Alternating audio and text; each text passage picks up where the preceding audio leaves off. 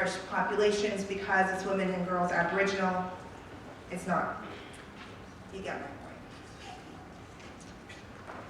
point. Okay, municipalities in Canada make money from sex workers. What do you think, myth or fact? Huh? Fact? Fact? Yes, absolutely. And how do you think they do this? They make money. Well, that's very actually insightful. You know, sex workers make money and they spend it, and sometimes the money comes from people who work in the city. But anyway, that's all. But the city, most municipalities in Canada license off-street sex work. They don't call it off-street sex work. They call it body rubs, rub and tugs, shiatsu parlors, whatever else. But they license off-street venues where sex work takes place. So some, like our city, some, like our city, have specific licenses. They have escort licenses. In Alberta, they have an escort license, and then they have an adult entertainment license that individual workers have to purchase. But that revenue goes into city coffers. When they go into a brothel and they find a condom on the floor, they ticket that brothel and give them a fine. That money goes into city coffers. So the agencies are paying licensing fees. The workers have to buy licenses to work in those venues, and then they get to enforce bylaw in those locations. And all of that money goes into filling our potholes. That's my project phone when I first returned. Sorry about that. So a body rub license in Vancouver costs $5,000 annually. Myth or fact? $5,000 to an individual worker or to the operation? The operation.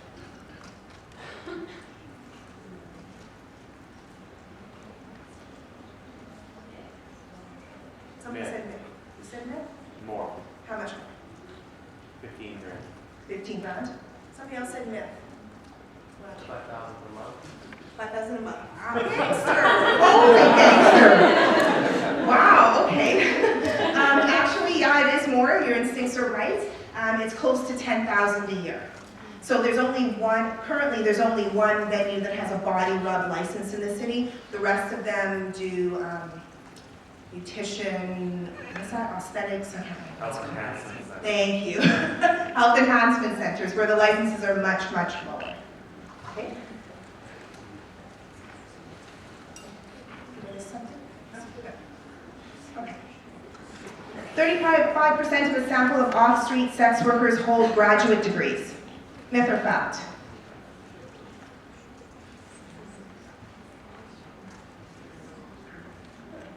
You can't answer. Sorry?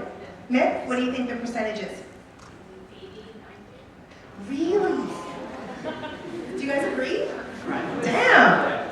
Huh? Graduate degrees. Oh, all the undergrads are hookers? Is that what you're saying? Is that what you're saying? But you're thinking that percentage is high or low for a graduate degree? Okay, well, that's everybody's guessing. Okay. What do you guys think? Fact?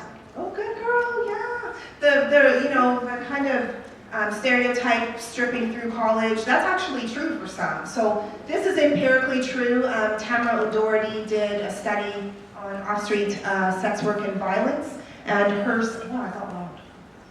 sample of off-street workers, 35% held graduate degrees. And actually, I did a study of my master's research on sex work exit, reentry, and duality, where I was exploring people, how they made sense of transition in and out of sex work, as well as people who simultaneously work in sex work and square work. And my percentage was 36% with graduate degrees, so it's high. MAs. Oh, sorry, no, my sample was undergrad. Oh, you mean what disciplines? Arts. Lots of arts. Lots of arts, sociology, education, no biology, not in my sample. But my sample include criminology. Yeah, there's the odd hole with a crim degree. But my sample of 36% includes undergrads, because there were 2 master's level people in my study. But it's higher than people think, right? Yeah. Educated. Okay. Over 50% of a sample of off-street sex workers make $5,000 a month. Myth or fact? Sounds high? Is that? What do you think? How much do you think, Zoe? 1,000 in the front row? Wait, sorry, is that income exclusively from the sex work that you're doing? Yes, it Okay. is. Yeah, across the- Sorry? Is that the taxes? Taxes. It's gross income. Like They have across a a difference. range of off-street sex work, like, is it across a range of different types of industries, or? Possibly, you have to read the study. But what do you guys think? High, low? Some people think it's low. Hard to say, right? Because it's so diverse, you're right. So in this particular study, and which study is this? Yeah, this is Tamara O'Doherty's study. Their average is actually $10,000 a month.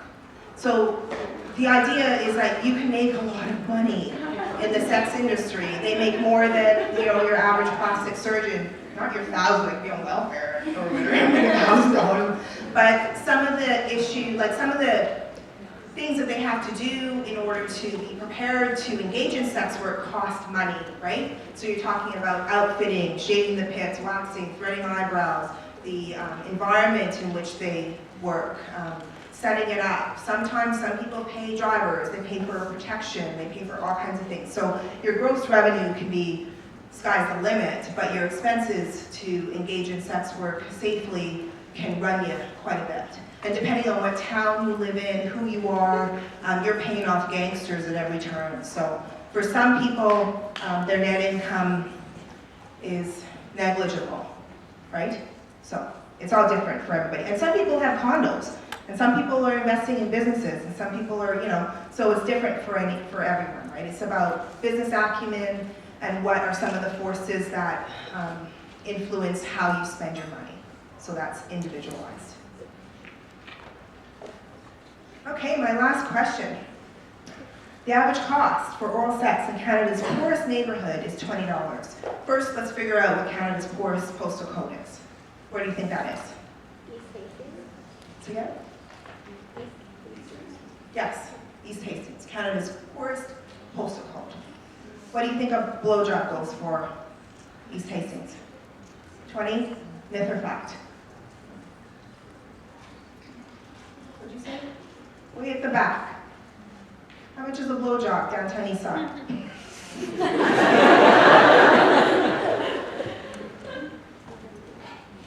I think that's true. It's, you think it's more?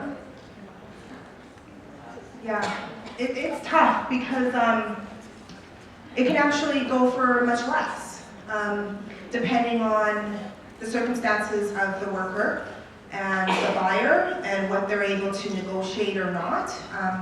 Sometimes people exchange sex for drugs. Sometimes people exchange sex for a place to stay that night. So they're exchanging things of value. So someone with a really good business acumen would negotiate for the highest price. Sometimes $20 is the highest price. It depends. It's all based on context, right? But sometimes at subsistence levels, you're just getting by for some people. Okay. All right. Those lifts look familiar. Who knows who pictures up? That's right. That's right. Bella and the vampire guy. Okay, copyright infringement. Okay. Oh, backwards. Forwards.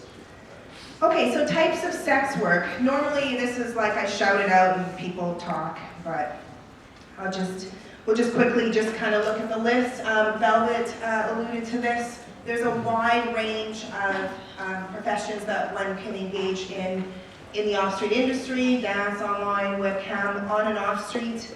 Escort agencies can be out-call or in-call. Does anyone know the difference? Not that that incriminates you, but does anyone know? Say again? They come to you or you go to them? That's right. They come to you or you go to them. Sorry, that's your voice is like rolling. No, it means. Trill Chris, who said that? Oh, that's okay. Okay, so yes, one's an in-call where the clients come to the residents, and the other one is the worker goes and visits the clients. BDSM may not always be part of the sex industry, but some elements can be, where you can exchange services for cash. Some forms of waitressing, do you guys agree with that? Like the kind of hooters, sexualized labor, you know, the lean. Some women feel that waitressing is a form of sex work because they feel sexualized in that job. And then there's a sugar daddy, sugar baby, sugar friend, you know, that people may not see as sex work. It's all a matter of perspective. And the locations, on and off street, apartments, in your home, parlors, agencies, the client's home in the case of alcohol, bathhouses, bushes I put up there. That's going to be on the quiz, by the way. Peep shows, dorms, changing rooms. And anywhere and everywhere, right? I didn't put that on there. They gestured here. Okay. No, but it can happen anywhere. So just don't limit yourself to thinking that it's a car in a dark alley. Like it can be absolutely anywhere, any place, anytime. Questions about that at all? No? Okay. I want to share with you a couple of definitions that we came up with in the coalition. We wanted to make the distinction between what we understand as sex work, where the agent has choice, to the experiences we were seeing at street level in Vancouver over the past 20 years that we weren't comfortable deeming. We needed to make the distinction. So we define survival sex, as a state in which an individual lacks the opportunity to refuse work. So a survival sex worker is someone that, you know, experiences this pretty regularly. And there's a lot of things that could create that condition, and it could be just pressure to make the money, or it could be drugs, or it could be rents due, or whatever else. But whatever's going on, that provider is unable to refuse the client that approaches him or her, or they. Okay? You guys get the PowerPoint, right? So you don't type, or do you? Okay. Should I leave it up? Or did you get the PowerPoint? You guys get the PowerPoint. And it's a Prezi, so we're all over the place. Okay. So sex work was the other definition that we came up with. And it's the exchange of sexual services for remuneration, or parties negotiate the details of the transaction. So this is how we define sex work. We needed a framework in order to speak about the sex industry in various venues, and also in a really diverse way.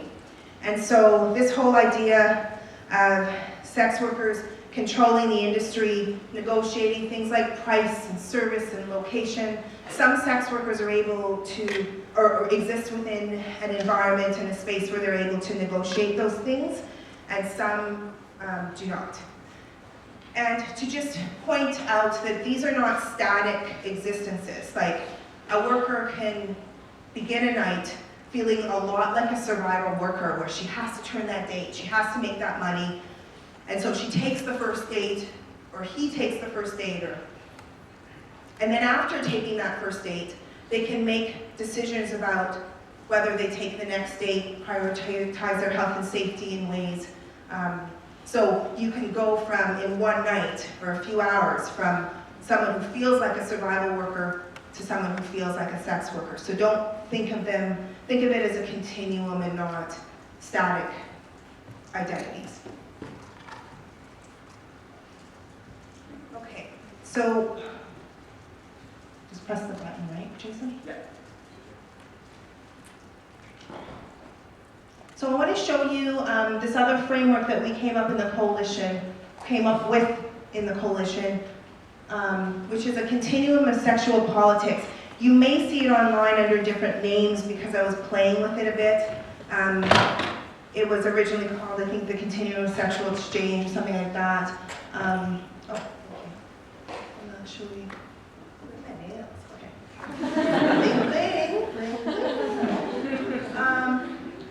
I don't know if you guys can see this. This is not in PowerPoint because I couldn't figure out how to cut it into a Prezi, whatever. But I can send it to Jason, and he can make it available to you guys. Ignore my scribbles. But basically, we wanted to create some kind of a continuum where sexual exchange for pleasure is on one end, right?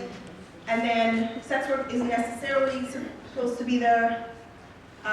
Sexual exchange for power, obligated sex, forced sexual exchange, and then rape and ritual abuse. So you see how the agent is going from a place where lots of freedom, who cares, nothing really is being exchanged except some sweat and sperm and who knows what else, lube, to places where, unfortunately an individual is tied up in a cell or something, because all of those experiences exist.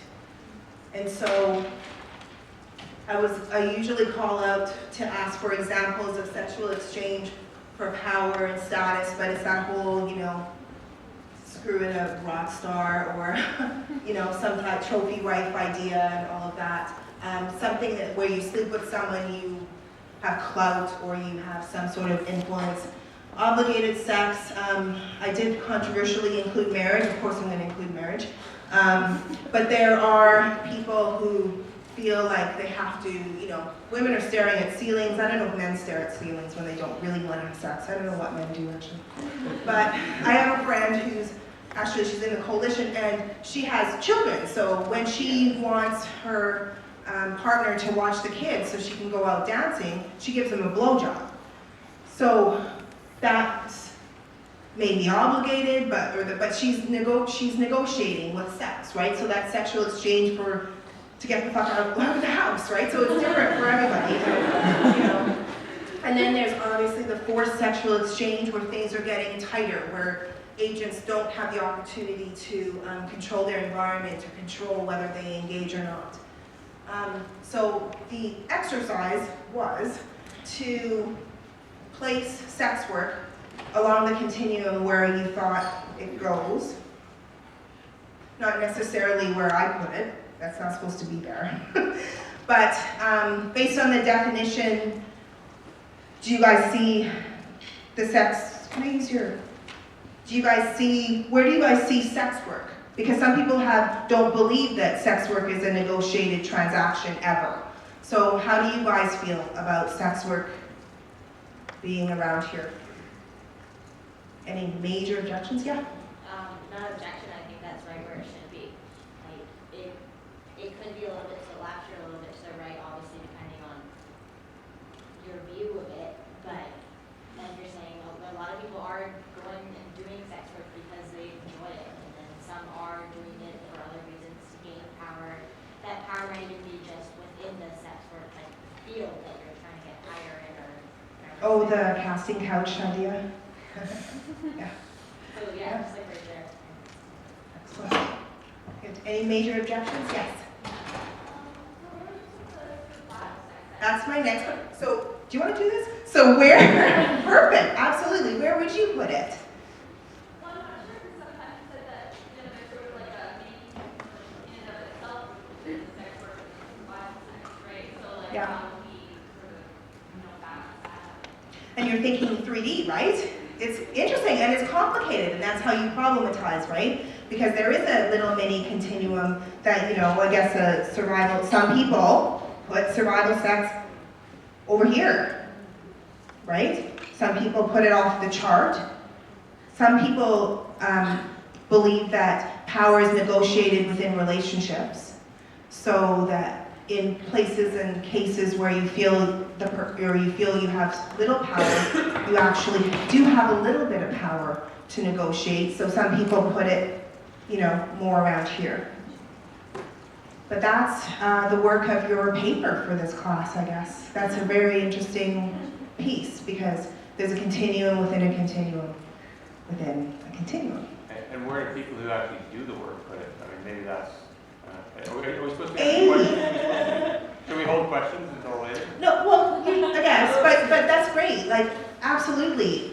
That's the best answer you can have, right? Because those are the people most affected. Those are the people who understand the experience. And those are the people who will define it. So we use this as just a framework to get people to start thinking about fluidity, about identity, about choice, about agency versus structure. Because some people believe that on oppressed people there are these forces acting and they're passive victims. And others believe that it's more constructionist than that, and that people negotiate power in relationships, like I said, and no matter how powerless you are or feel, you have power. And so, depending on your vantage point, as a woman of color, I fight the world every day. So I can't believe that structure only acts upon me and I'm a passive victim because I would never get out of bed, right? So depending on your illusions, your perspective, your vantage point, you can go either way. And there's strong and relevant arguments on all sides, except for the abolitionist extremists. But people who were, the whole idea for us here and in the coalition is to recognize that within labor, there's exploitation, right? That extreme, this end, even for pleasure there could be, right? And recognize that within exploitation, there's agency, right? And so what we do is we are guided by the experiential perspective. We reconcile the two extremes of sex work as work, sex work as harm, and we come down the middle with a harm reduction approach that acknowledges work and exploitation and flows with where the industry and where people are, but not denying the range of experiences. And that's how we've been able to make really strong reasoned arguments around all kinds of issues. But that, what you said, you're led by the experiential voice. Yeah. Hey, Raven, Yeah. quick question. I don't know if it fits within this framework or not, but how do you counter the criticism from people that say that all sex work is exploitation? Anytime anybody pays for access to somebody else's body, it's automatically exploitation. Because that's the big criticism you hear from people that can be abolitionists or prohibitionists. Yeah, I don't tend to counter it anymore. I don't have that kind of time, right? And it takes a lot out of you, and it's that interesting piece, and I spoke with Jason last week, and it's about people take up positions on issues, moral positions, legal positions, whatever, on issues where they're so far away from the details that they see it as black and white. They see it as right or wrong, in or out, good or bad, right? But as you approach the issue, understand it more, discover, uncover, you realize how gray things really are, how messy and complicated things are. I'm thinking of the yin-yang symbol, the Tao right now, because there's black and white, there's white and black, kumbaya, we have a world. Like it's messy, and the messier you are, and the messier it seems, and the more complicated it seems, you're getting to it, you're in it now, you understand it. So people who have radical extremist views, it's unfortunate, but I don't see them as learned because either they haven't spoken to enough sex workers or they haven't been exposed to the issue enough to be fucking confused, right? And to like really every day try and navigate and try to do the right thing, because I came into this movement as an abolitionist. It was Prostitutes Anonymous, early days at PACE, our mandate was to eliminate the conditions that cause prostitution.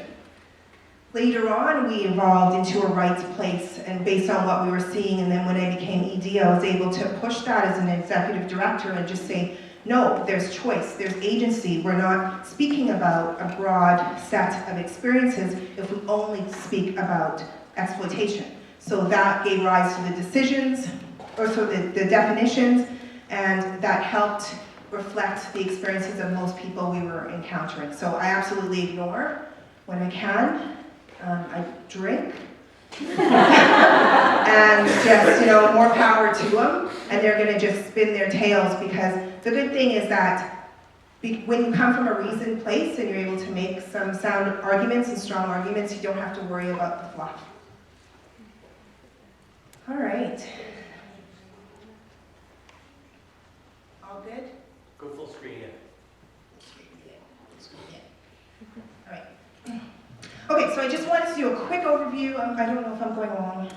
We're good. Okay, I'll just cover the slides. A quick overview of the legislation around sex work in Canada.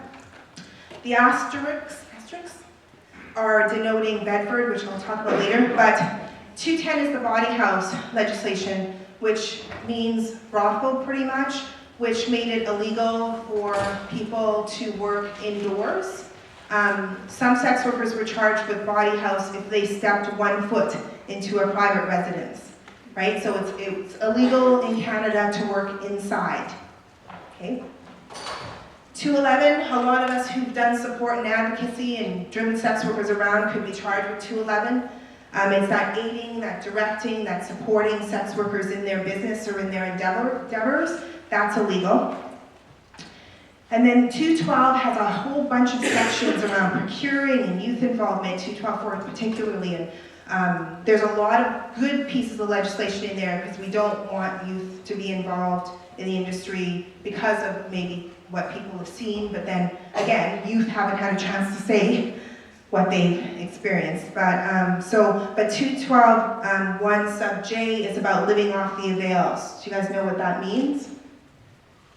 Yeah, it's like a photographer of a sex worker, maybe if he's he's sort of living off of the avails of sex work in a way. Or that's not a good example, but it's like, He's getting paid. yeah, exactly. So And proceed. his job is reliant on, this maybe sex work, doing some sort of performance video or something, because he's the one recording it, and so, you know what I mean? He's So she's living. paying him and he's living off of her. Yeah, exactly. Does that make sense? Yeah. Okay. Would that be in reference to pimps? Could be. Yeah. So the idea that people shouldn't live off the proceeds of crime, right, is that idea. So anybody you pay could potentially be seen as a criminal, right? A landlord, a taxi driver, security guards, your kid, right? So some of it isn't about the specific legislation and how it's worded, it's about how it's enforced. And for a lot of these pieces, how it's selectively enforced. So 213, communicating, that was the one that doesn't have to be pressing and persistent communication, but just communication for the purposes of prostitution in a public place or a place visible to the public, and that's linking service with price, right? So that was illegal. So the ones with the asterisks, we were able to, a lot of organizing, a lot of years of work, people were able to get those pieces, 210, 212, and 213 decriminalized at the moment, but we're in a place of suspended animation because Harper government has an opportunity to come back with other pieces of legislation to put in place to criminalize or manage and monitor the sex industry. Okay. So some of the reasons why 213 was particularly harmful in Vancouver was because of the selective enforcement and because it targeted street-level workers specifically. So all of the off-street conversation and the in private venues is not illegal, but if you're out in the public linking price and service, that's illegal. So there were a number of stings, there were a number of Shame the John campaigns, Get the Dickens Out. There's a whole bunch of strategies, including police, VPD, down on Franklin Stroll on horseback, getting customers to move on, move along. So you can do that history research for those of you who are interested. But basically what those strategies did was sex workers moved to more and more remote areas. And they moved to locations that were dimly lit. They moved and occupied those locations at times that were very remote. There were predators that continue to drive around and seek out the desperate sex worker street level in the dark. 3 a.m., so that's when shift changes, police shift change. 3 a.m., they would circle, they would torment, they would, negotiate down, they would pick him or her up. And that's why on the original Missing Women's poster, the date last seen and the date reported missing sometimes would span 10 years. Because the sex worker is removed from their network. And so sex workers sometimes would spot, would check license plate numbers, would look out for each other, right? But when you're moving and when you're working in a location that's not familiar to you, that's not possible. The other piece that this legislation did was it infantilized workers. So workers weren't able to negotiate details. They would approach vehicles and say things like, want a party, right? So, want a party means a lot of things to a lot of people. But in that situation, the buyer is the person who has power because they have the money. And so a sex worker would think what she does for $100 but is unable to negotiate that. And then she or he gets in the car. And then a lot of times situational violence occurs because the customer thinks they're getting a lot more than they actually are. And so those kinds of things made the communication law dangerous, and there's a whole host of other reasons, but those were the biggest pieces. So for us, we've been advocating for decriminalization probably since the late 90s. I was an outreach worker and support worker at first, when I first went to PACE, so 95 to 2000. And so myself and the outreach worker, we would get our backpacks full of condoms and lube and the bad date sheet, and we would walk the strolls of Vancouver, Burnaby, and New West, because 12th was a stroll in New West. At that time, Franklin was a kiddie stroll, so it was young people. We were at Boys Town, downtown, Hastings, up on Marine Drive, Fraser, Mount Pleasant. So we would see these workers and document, hi, how you doing? And so there's one documentary that's out there that we talk about our outreach experience. But we started to notice that workers were going missing, that we couldn't find certain people that were like 10 toes to the curb, die-hard hoes. Like these girls worked. And so when they go missing, there's a problem. So we go to the media, we go to law enforcement, and we check our networks, and it's like, have you seen this person? Have you seen Willow? Have you seen this person? And nobody's seen anybody. And then so there were family members who were looking for people, and we had to fight to get law enforcement. First of all, at that same time, I don't know if you guys have looked at, but there were home invasions happening at the same time that the workers started to go missing. And there was a reward, was it 10 grand originally, or 100? It was 100,000 for home invasions to catch the perpetrators of people breaking into houses. And there was nothing for workers, nothing for these dozens of workers that were going missing. So we had to fight every leg. Now you would hear law enforcement talking about, all the strategies that they're putting in place and all this stuff, but workers died for that. And so they may revise history a little bit. I'm glad that we're moving on to a place where a lot of professionals are thinking more about the context in which sex work takes place and not blaming the individual or seeing sex industry involvement as a character flaw. But there are times when law enforcement saw sex workers as public nuisance, right? Health professionals see them as vectors of disease, right? So, but now things are changing, but I don't know why I went on that tangent. Anyway, but things are changing slowly. Academics are partnering with sex workers. Some sex workers are becoming academics, so we can build the empirical evidence we need to fight for harm and fight for rights and that kind of thing. So I just wanted to share that, why decrim is important to us. So they were able to call for decrim using Section 7 of the Canadian Charter of Rights and Freedoms. Are you guys aware of this section? Very valuable section. Never negotiate this away in your lifetime. Okay? Don't go the way of the Patriot Act. So this is every person has the right to life, liberty, and the security of the person. So this piece of legislation was used a few years ago, some of us aren't old enough, to fight for abortion rights, right? Trudeau said the state has no business in the bedrooms of the nation. There was a big reproductive health, I think if there's some women's studies people and somebody's nodding, okay, you guys know. There was the fight for the right to your own body. And so we were able to use this piece of legislation for that same benefit to say that the legislation on the books is unconstitutional.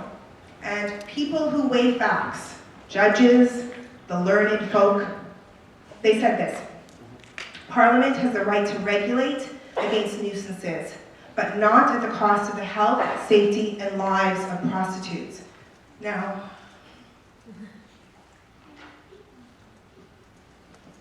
we waited a long time for this. I'm grieving still, so, but I remember we were at Pivot, 6 a.m., right? When the decision came down, and too many people were lost unnecessarily because nobody took this up, and nobody saw the harms and listened to the people who were trying to share that, you know, sex workers going missing and being harmed and homeless says more about us than it does about them. So it's like, who's dispensable, disposable, whose interests are elevated above other interests? And there was a time when I called the city a bunch of pimps, and I said, who has to die? There's this point where the frustration was so high that it's like, who do we have to fucking off so that